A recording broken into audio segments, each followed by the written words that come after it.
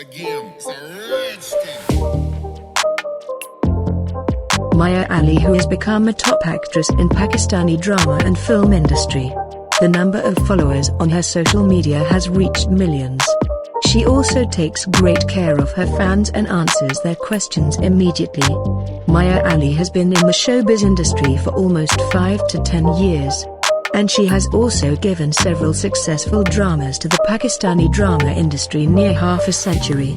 Maya Ali has become a successful actor as well as a famous model as well as an actress in Pakistani films.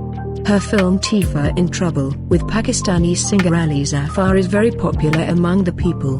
When Maya Ali entered the showbiz industry, she looked like a normal girl and she was very chubby. But she understood her talent and auditioned in showbiz and it was selected. And then Maya Ali worked day and night to increase her fame. Maya Ali used to look like chubby girls in the past, so let's take a look at some beautiful pictures of her.